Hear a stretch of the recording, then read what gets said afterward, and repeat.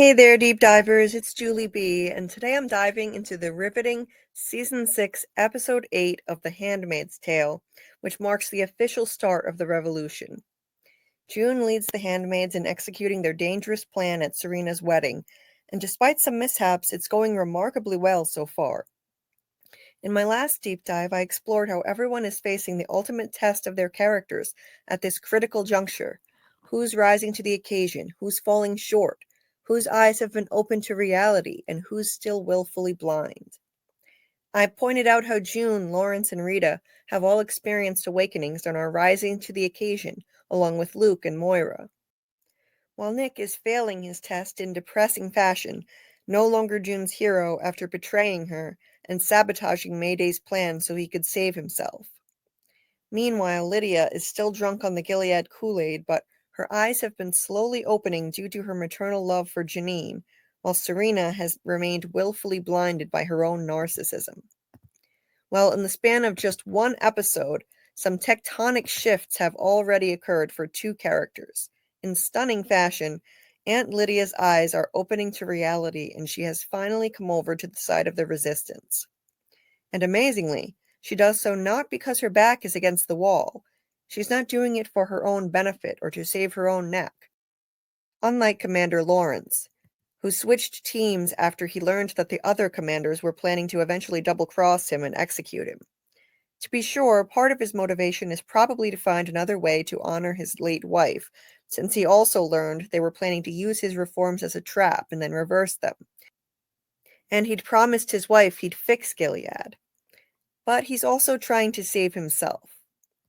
And who else might join the resistance now, in large part for self-preservation? Serena freaking Joy. She has just about the shortest honeymoon ever before Wharton is already showing his true, ugly colors and she's already fleeing from him. Will she actually join June's revolution? Stick around and I'll break down all the major character developments as we head toward the conclusion of this series. Episode 8 opens with a dramatic voiceover by June as we watch red handmaids' garments being made with crimson dye, and crucially, pockets are being sewn inside them to house switchblades, which the handmaids from the Red Center will pass to the posted handmaids at Serena and Wharton's wedding, the handmaids who are assigned to their households and will use them to murder their commanders that night. June reflects on how ridiculous it seems to look back now and remember how important clothes were to them before Gilead, how much they identified with their garments and collected them to excess. Then they dumped excess clothing in landfills, poisoned the water, and brought on ecological collapse, which caused the fertility crisis that provoked the start of Gilead. So they were forced to give up the rest of their precious clothing, ironically, and were given these red uniforms instead. Continuing her eloquent soliloquy, June reflects that before Gilead, they valued clothes so much because they, quote, believed that these garments we put on our bodies told the world who we were. It was a lie Gilead believed too.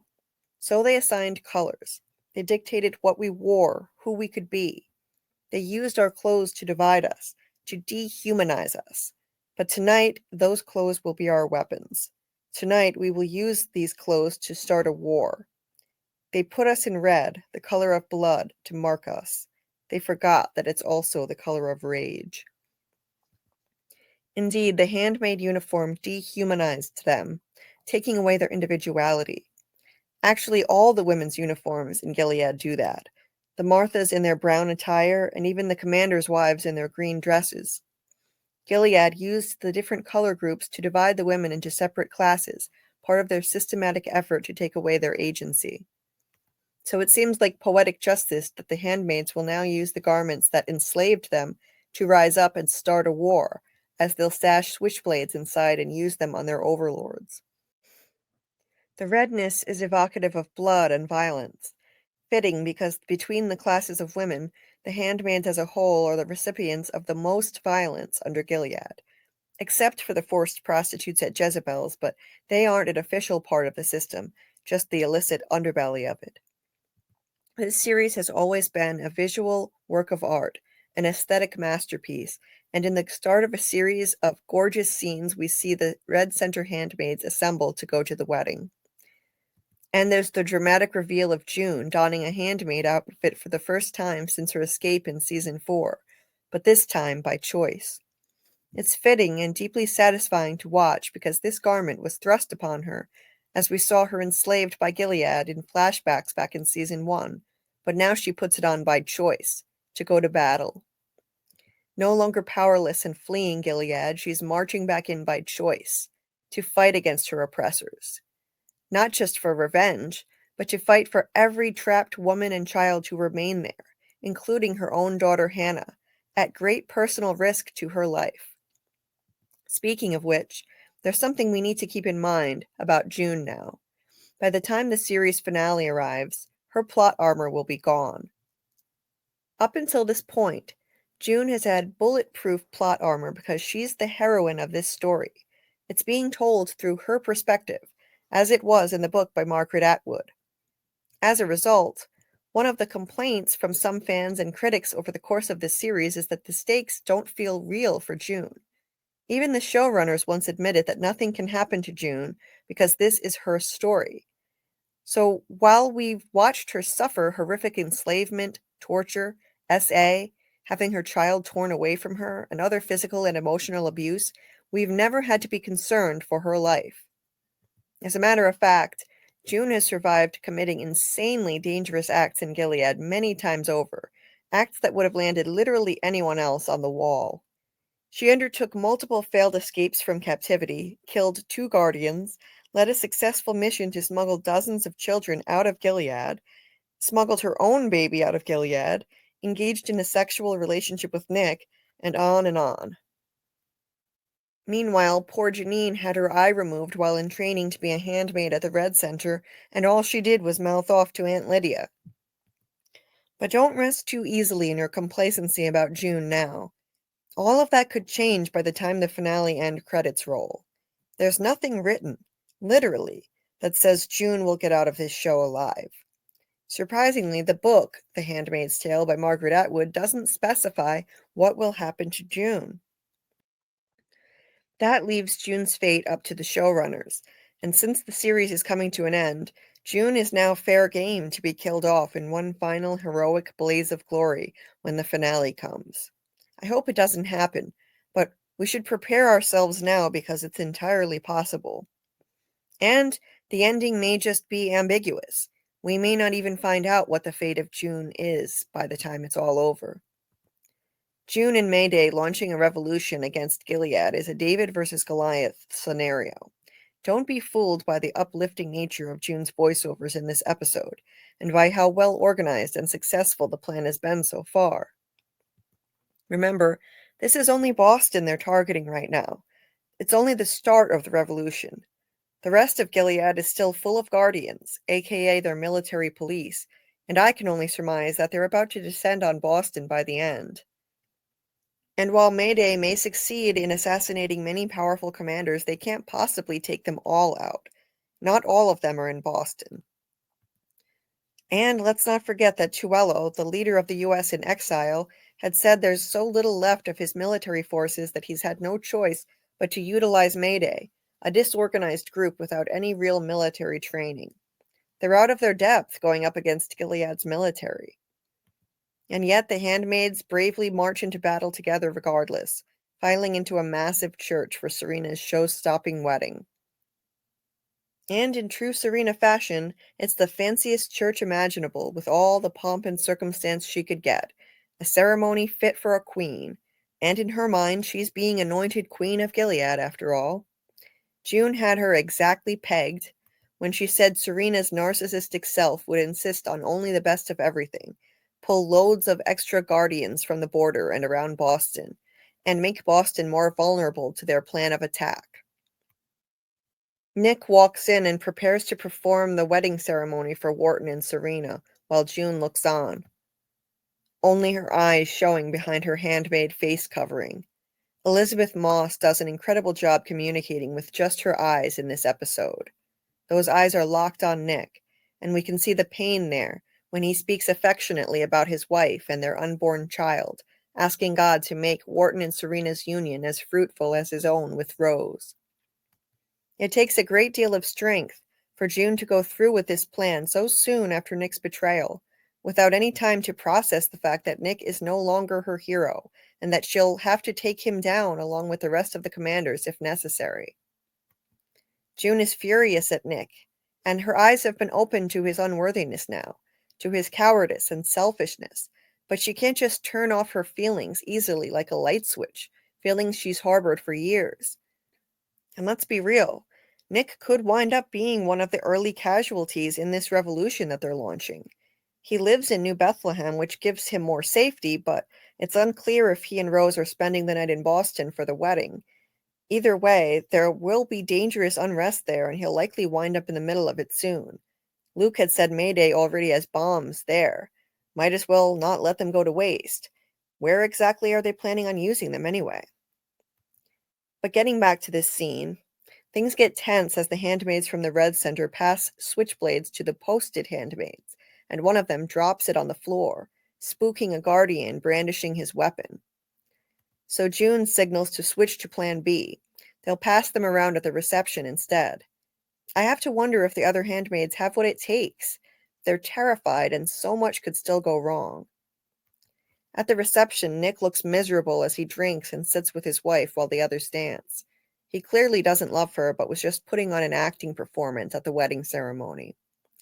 Of course, dancing with Wharton, Serena is in her glory, at the center of attention, with commanders' wives like Naomi looking miserable and being forced to kiss the ring for the new queen. Serena approaches Lawrence and asks why he's so nervous, which he denies. But far from suspecting foul play, she just thinks he's worried that she's abandoned their reform goals, telling him she's as committed to them as ever. And Lawrence responds, "All the more power to you." Interestingly, she says, "Not just power for me, Joseph, power for all the women in Gilead." This is the first time we've seen Serena overtly express a desire to give women in all of Gilead more rights, not just in New Bethlehem where they're allowed to read and write. It suggests that she actually has changed, at least somewhat, although she still justifies the handmaid system in her journal, so it's clearly not enough. And she's delusional to think that she can even make this happen, to actually give them more rights. Serena tells Lawrence she's going to visit her most important guests, the handmaids. So now they're this important to her? Since when? She didn't even give a thought to what would happen to them when they retire until Lydia visited her recently and pressed her on her thoughtlessness. So I'm not buying her sudden turnaround. June and Moira hastily move to the back of the group to avoid Serena. Then she proceeds to deliver a sickening speech, saying, "It is so meaningful to me to have all of you here." First of all, she didn't even want them to be there. She bristled at the thought when Wharton said they needed to be there to make it a traditional wedding. Then she continues, "I am painfully aware of how little gratitude we show you for your sacred service, but change is coming. I am making it my personal goal." They all must want to roll their eyes back in their heads. What they need is to be removed from this so-called sacred service. They don't want her gratitude. Serena then reflects on her relationship with June and tells some bald-faced lies, making it extremely difficult for June to remain silent and refrain from ripping off her face covering and telling her off right then. Serena then offers this nonsense. "You know, I had a handmaid myself once, and I could have been kinder to her.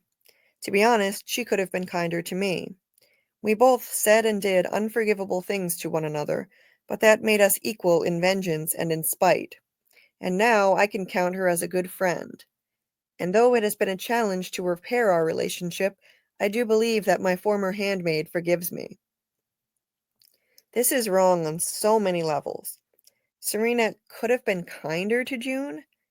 That's a cute way of referring to moments like this one, when Serena dragged June to her room violently, shoved her onto the floor, screamed in her face, and kept her locked in her room for an extensive period of time, which amounted to psychological torture, all because June had committed the grievous offense of not managing to get pregnant yet in a ceremony with Fred, which was not even within her control. Then to say that she and June could have been kinder to each other, that they were equals in vengeance and spite for each other, putting themselves on the same level, it's absurd. And June has an extremely difficult time keeping quiet, I'm sure. There's just no comparison between them. In addition to other abuses, Serena participated in the monthly SA of June with her husband Fred. These two were never on equal footing, and she's earned every bit of June's rage and hunger for vengeance. If anything, June has been excessively charitable with her, like when she once delivered Serena's baby and when she saved Serena and her son from the mob on the train this season. Then Serena tells the blatant lie that she and June are now good friends. They've repaired their relationship, and now June has forgiven her. She knows none of that is true. Serena is obsessed with gaining June's forgiveness just to assuage her guilty conscience, but June specifically told her this season that she can't forgive her. But anyway, Rita shows up to rescue the handmaids from Serena, getting her to come cut the cake that she baked and pumped full of sleeping drugs. Serena wishes she could see the handmaids' faces and says she'll be back for a group portrait later. To June's horror, she says she wants them all unveiled for it so she can celebrate them all as individuals. Thankfully, that never winds up happening, or June and Moira would have been exposed. Serena is so disingenuous. I don't think she cares about the handmaids as individuals at all. If she did, she wouldn't still be justifying this vile system in her journal. Again, this is about a narcissist soothing her guilty conscience. So the Mayday plan is to drug everyone with the cake. They'll go home and fall asleep, and then the posted handmaids can make use of the switchblades June gave them. Serena mentions that she and Wharton didn't have time to eat cake, so we know they weren't drugged. Unfortunately, Lydia shows up despite Lawrence trying to send her to DC to get her out of the way. June tries to get out of sight quickly, but Lydia catches a glimpse of her eyes, and even with a face covering, Lydia believes it's her. Lawrence tells her June is in Alaska and she must be hallucinating, while Phoebe orders food and drugged cake for her. But before she can eat that cake, she spots a piece of it on the floor, sticking out from under the handmaid's table. Discovering that none of the handmaids had eaten their cake, Lydia knows something is seriously wrong and rushes back to the Red Center to investigate. And meanwhile, at long last, Serena's delusions come crashing down around her, and her eyes finally open to reality. Wharton takes her to their new home in Boston, and they have just about the shortest honeymoon period on record, just about the time it takes for him to carry her over the threshold. Within moments of entering their new home, Serena is horrified to find a handmaid waiting there for them. A guardian refers to her as a gift from Commander Bell, Sr. See, the handmaids aren't treated like human beings, just property. She's a gift to be passed from one commander to another. It's sickening. At the wedding, Commander Bell Jr. had said his father has the best handmaid in the country, the most fertile. She'd regularly get pregnant with twins. Apparently, his father has had enough kids now, so he's gifted his handmaid to Wharton, who had always wanted a big family but only has one daughter. Serena protests that she's fertile and they don't need a handmaid, declaring she will not have a handmaid in their home. Funny, though, according to her journal, she still believes in the handmaid system. She just doesn't want to have this forced on her. She wants special privileges as usual. Before, when she was unable to conceive a child herself, Serena was only too happy to have a handmaid and steal her child. And I believe if she had never been able to birth a child of her own, she'd still be in favor of having a handmaid herself to this day. So let's not give her too much credit for this remarkable change of heart now. Wharton tells Serena she's only one person, and the handmaid will help them fulfill their duty to God to be fruitful and multiply as their sacred vessel. And surprisingly, Serena responds that this handmaid is not a vessel. She's a human being, and she asks her for her name. But in last week's episode at her bridal shower, she herself called the handmaids sacred vessels. It seems that after Wharton has misled her and turned out to be no different than the other commanders, the blinders have finally been ripped off her once and for all. The handmaid says her name is of Gabriel, and Serena asks what her real name is. So she finally answers Christina. Serena tells her to leave the house, run, and never come back. But where would she even run to? Serena can't just throw her out in the street, but she's having a meltdown at this point, crying and panicking. Her eyes have finally opened to reality, and she says to Wharton, "I was so stupid to do this again. I was wrong about you. I thought you were a better man, but you're just like the rest of them." And Wharton's true colors come out, just like when he bellowed at Nick a couple episodes before. His calm, soft-spoken tone gives way to rage, and he screams, "Enough!" And just like with Nick, then he reverts back to a calm tone again so quickly that it's sinister. Wharton says he's compromised with her, made radical changes to his life, and bent to her liberal attitudes, but he won't turn his back on God. Serena is fully awake now, it seems, as she retorts, "You think God wants this abomination of a marriage?" So now, finally, it seems that she sees the perversity of the handmaid system, and it took this marriage to finally break her out of her denial about that, her own religious dogma. Devastated, Serena says she can't stay here, but Wharton declares that he forbids her to go. She's his wife now. Her place is in this house. And he says, "You are under my," and then stops. Serena responds, "Under your what? What are you going to do? Cut off my finger? Beat me with a belt? Because all of that has happened to me before, and I will survive it. I will survive you." Wharton insists that he's not something to survive, that he's a good man and a good husband, and it seems like he really does believe that. But again, Serena sounds fully awake to reality now as she replies, "You can't be. You're a commander." See, finally, Serena is getting it. These two things, good man and commander, they're mutually exclusive. This is a lesson June just had to learn the hard way too about Nick. There is no such thing as a good commander in a dystopian regime that enslaves women. And with that, Wharton actually allows her to leave as she flees off into the night with her baby. Once again, as usual, Serena gets off pretty easy here. She barely had to deal with a terrifying and oppressive situation for a few minutes before she's able to flee. Where can she turn now, though? As Wharton had said, Serena has nowhere to go. The only thing she can do at this point is find June and the Mayday resistance, beg them to take her in and let her join. This would be a sudden about-face for her at the last minute, but I think Serena is finally ready to walk away from Gilead now. While all this is going on, June escorts the posted handmaids home, evoking the imagery of an army marching into battle as they head down the street to proceed with their mission. And June has a mission of her own. She shows up and takes on Commander Bell, quickly dispatching him with her switchblade. Saying, "Nice to meet you," she strolls up and simply stabs him in the eye.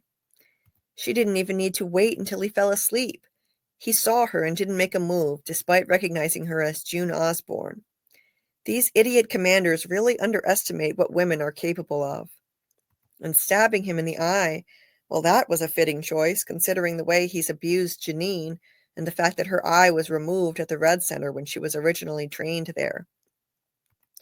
In a final electrifying scene, Aunt Lydia has discovered that the handmaids at the Red Center are laying in bed with their clothes still on, having realized something was wrong when she found all of their cake untouched at the reception. Lydia carries on with a theatrical performance, calling on a vengeful God to punish the wicked, as the girls tremble and cry on their knees. Holding Aunt Phoebe at gunpoint, Lydia demands to know what's going on, and Moira reveals herself, telling her off. So Lydia realizes she was right and June is back, threatening to shoot a traitor, but Moira refuses to give up any information on June. And that's when June makes her dramatic entrance, and Lydia declares, "I knew it. You did this." June proceeds to deliver a stirring speech that begins, "No, you did it. You trained us to be like this. After you beat us, and after you mutilated us, after you tortured us, after you took our children away, you did this. But I think you've seen things you can't unsee, and I think that you've learned things that you can't unlearn. And June says, deep down, she knows, Lydia knows, what they're doing to these handmaids is SA, regardless of how they frame it in a religious light. And June is right. Lydia has been struggling for a while now to reconcile Gilead's religious dogma with her maternal feelings toward Janine and all that Janine has been suffering at Jezebel's and with Commander Bell. June goes on to challenge Lydia to ask yourself if you think that God wants this for us, for your girls, if God would allow all of this, or is there a God that would empower a woman like you to stand up for us, to arc toward the light and to finally declare enough because we, all of us together, we've had enough. And the clincher here is when Janine enters, showing her bruised face to Lydia and telling her that Bell hurt her. The commanders hurt them and SA'd them, and she says, you gave us to them. Janine is Lydia's Achilles heel, and June knows it, so this is the perfect way to get through to her. Lydia responds, I only ever meant to save my girls. I believe her, too. I think she really believed they were performing a sacred task as handmaids, that they were fallen women who would gain salvation as a result. Janine begs her, if you want to save us, let us go. And amazingly, Lydia directs the guardian to lower his weapon, and he listens to her. She tells Janine, I'm sorry he hurt you, dear. And Janine hugs her. In my opinion, this isn't nearly good enough. Janine just got done saying that the commanders hurt them, and Lydia gave them to the commanders. Lydia should have apologized for how much she has hurt them all herself, including personally torturing them and breaking their spirits. For God's sake, she was responsible for Janine's eye being removed for talking back to her, back when they were originally training her. But this would have to be enough. The most important thing is that they convinced Lydia to let them go, so Janine embraces her. I doubt Janine really forgives her, but embracing her is smart to get everyone out of there as they exit, while Lydia is sufficiently focused on Janine and has no time to change her mind. And then Janine and June exit, leaving Lydia alone in the cavernous handmaid bedroom, a broken woman who crumples on the floor begging God to help her. Lydia is a true believer in this cult, so she genuinely doesn't know what to do with herself now. What should she do next? What her next move should be?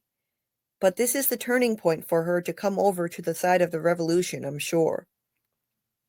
As June and the handmaids flee the Red Center, in another stirring voiceover, June delivers a monologue about how they took the clothes Gilead used to enslave them to liberate themselves now. She ponders who they could have been if they hadn't been forced into that handmaid uniform. Mothers and daughters, readers and writers, professionals, friends. She says they were ready for a new beginning. She says, the dress became our uniform and we became an army to free ourselves from the prison of the dress, to become who we were meant to be, who we deserved to be. We would take our freedom and use every last ounce of it to fight. And I hate to throw cold water on these powerful words, these inspiring words, but I can't help but think that their chances of doing much with that freedom are slim. Yes, these handmaids just escaped from the Red Center, but they don't have much chance of becoming who they were meant to be and deserved to be. I hate to be a downer here, but the threat they are up against is a Goliath to their David. But what June says about taking their freedom and using every last ounce of it to fight, they can certainly do that. The handmaids have had enough of slavery, abuse, and torture, so they'll fight however they can for as long as they can, and at least if they go down, they'll go down swinging, even if they can only take down one city full of commanders tonight. Realistically, There's just no way we're going to see the fall of Gilead with only 2 episodes remaining in the series, and a spin-off series in the works, too. But we're definitely seeing the very beginning of the eventual fall of Gilead, one day. So that's my breakdown of the start of the revolution against Gilead, and a remarkable shift has occurred. If we're keeping score now, this season we've seen June, Lawrence, Rita, and now Lydia and Serena have awakenings to the reality of their situations, no longer willfully blind. Lydia is now poised to join the side of the revolution, and I think Serena must too. She seems to finally realize that the God she worships so fervently would want nothing to do with their vile, systematic SA of women. Handmaids are people with rights, not vessels. And let's be real, Serena literally has nowhere else to go now to save herself anyway, so she has to hope June will take her in. And being a much bigger person than Serena, I don't think June would turn her away. So what do you think? Has Serena really seen the error of her ways? Truly? And will she and Lydia join the revolution now, going forward? And, most interestingly to me, now that it's coming to a close and her plot armor is gone, will June make it out of this series alive in the end? Will we even find out what's going to happen to June, or will it just be left ambiguous? Let me know your thoughts and predictions down in the comments. And if you enjoyed this video, please leave a like and subscribe, and until next time, keep on deep diving, and let's see what we can uncover together.